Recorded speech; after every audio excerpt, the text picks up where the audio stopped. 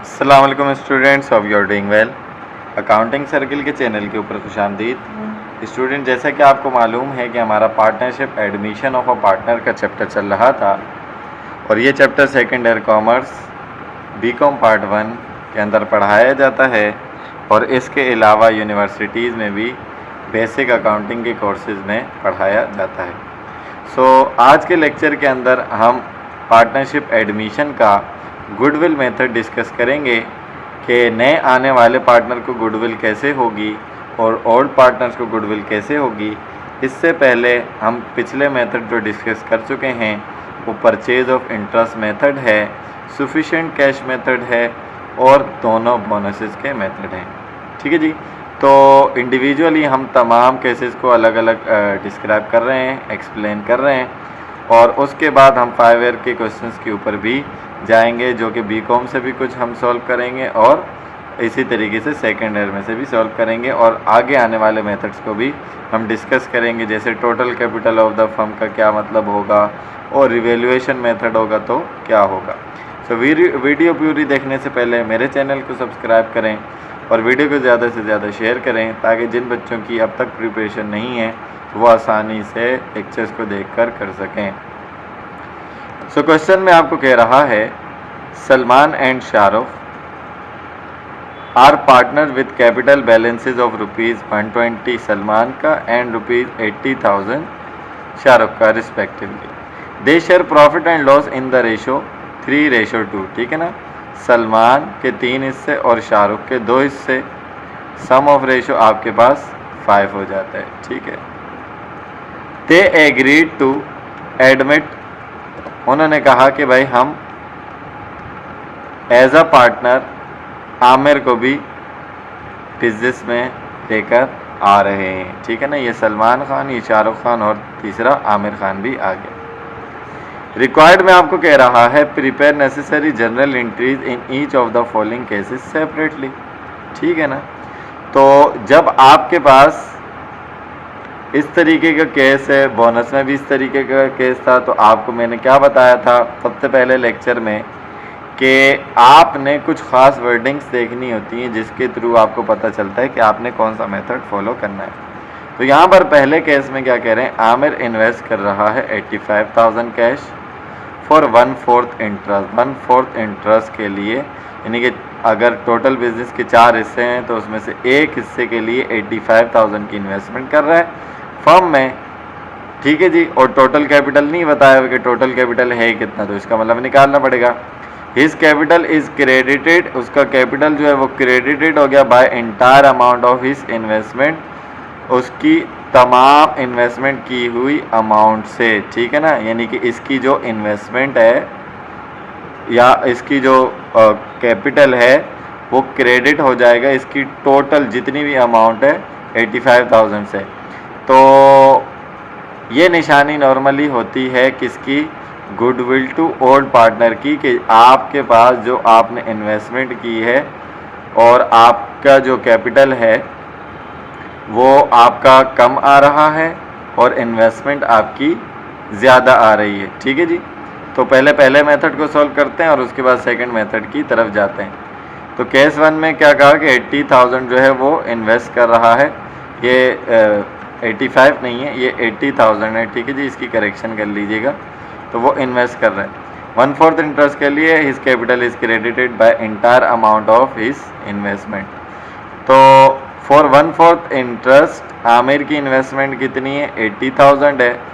तो अगर 1/4 के लिए कर रहे हैं तो इससे हम रेशो को रिवर्स करके टोटल कैपिटल निकाल सकते हैं। So total capital of the firm is 80, ratio को रिवर्स किया 4/1, तो आपके पास टोटल कैपिटल 8 4 32 यानी कि 3,20,000 आ गया।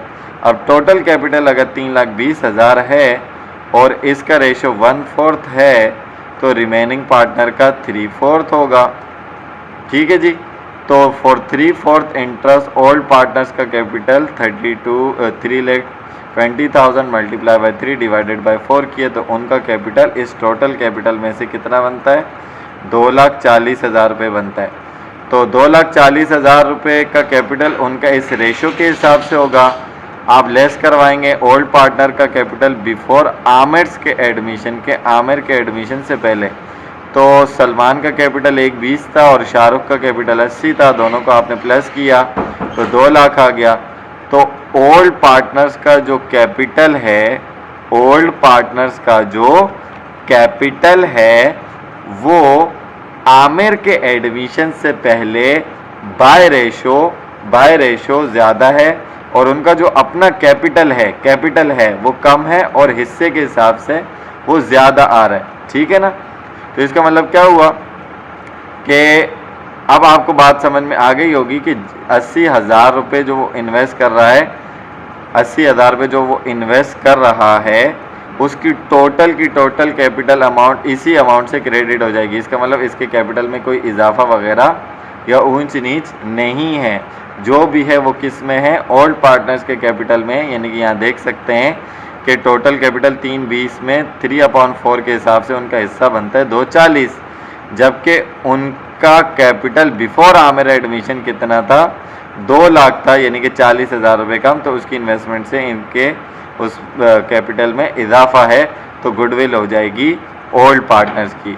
तो आप एंट्री बनाएंगे, सबसे पहले आमिर की एडमिशन की, उसने इन्वेस्ट किया तो कैश डेबिट 80,000 से और आमिर का कैपिटल टोटल इन्वेस्टमेंट की अमाउंट से ही क्रेडिट होगा, जैसे कि उसने कहा to record the admission of Aamir, ये आपकी एंट्री हो गई।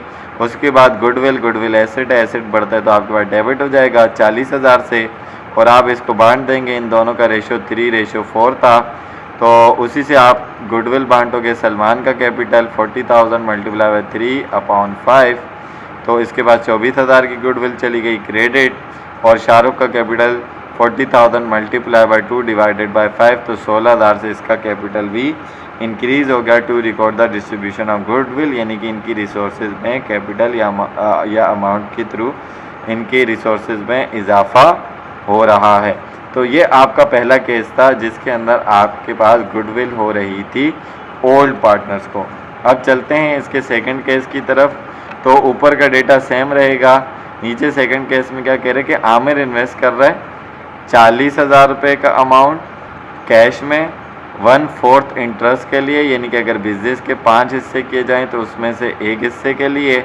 इसका मतलब अगर 5 हिस्से हैं, एक हिस्सा आमिर का है तो रिमेनिंग कितने रह गए, 4 हिस्से, वो सलमान और शाहरुख के होंगे। आगे निशानी में क्या कह रहे हैं, old partner are not ready to reduce their capital, old partner अपना कैपिटल रिड्यूस करने को तैयार नहीं है, वो अपना कैपिटल रिड्यूस नहीं करेंगे, यानी उनके कैपिटल में कोई चेंजेस नहीं आ रही। अगर वो करते अपना कैपिटल रिड्यूस तो इसका मतलब अपना कैपिटल रिड्यूस दे रहे हैं तो आमिर को फ़ायदा होता, तो ये बोनस का मेथड हो जाता जो कि हम रिटायरमेंट में भी पढ़ते हैं। लेकिन यहाँ पर वो अपना कैपिटल रिड्यूस करने को तैयार नहीं है, तो ये नॉर्मली एडमिशन में निशानी होती है गुडविल टू न्यू पार्टनर, ठीक है ना, जो आने वाला पार्टनर है तो उसको गुडविल हो रही होती है। तो देखते हैं कि इसके अंदर आपकी कंप्यूटेशन किस तरीके से होगी। तो आपके पास सेकंड केस है कि आमिर इन्वेस्ट कर रहा है 40,000 कैश 1/5 इंटरेस्ट के लिए, ओल्ड पार्टनर अपना कैपिटल रिड्यूस करने के लिए तैयार नहीं होंगे। तो आप देखें कि इसके अंदर किस तरीके से कंप्यूटेशन करेंगे कि ओल्ड पार्टनर अपना कैपिटल रिड्यूस करने को तैयार नहीं है। इसका मतलब इसके एडमिशन से पहले उनका कैपिटल कितना था, 120 सलमान का और शाहरुख का 80, तो टोटल कैपिटल उन दोनों का इसके एडमिशन से पहले 2 लाख था। तो अगर वो 1/5 के लिए कर रहा है तो इनका रेशो आया 4/5, ठीक है ना। तो इसकी मदद से हम निकाल लेते हैं टोटल कैपिटल।